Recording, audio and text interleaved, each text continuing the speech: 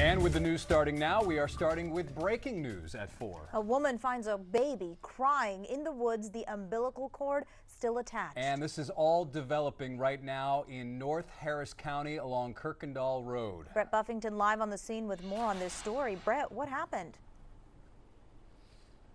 And that's what investigators this afternoon, Rick, are trying to figure out. This baby, when it was found, this little girl, was just hours old. The umbilical cord, as you said, still attached. They found this baby in these woods. Take a look at this video from Air 11.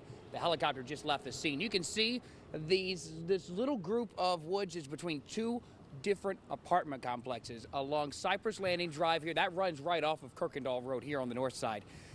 Investigators this afternoon, they're going to start questioning people in these two apartment complexes. That's where this investigation will go from here. As for this little girl, again, just hours old, that baby has been taken to the hospital and is expected to be just fine. Thankfully, someone was walking down this road and heard that little girl crying.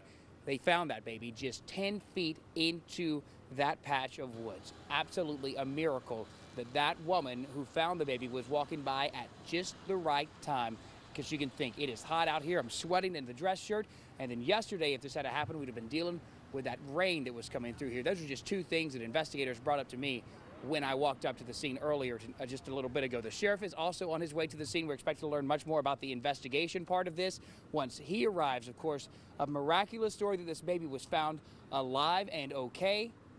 Now the investigators are trying to figure out whose baby this is and why someone put an hours-old little girl in the woods. We're live in North Harris County this afternoon. Brett Buffington, KHOU 11 News. Yeah, the search for the baby now begins. Thank you, Brett.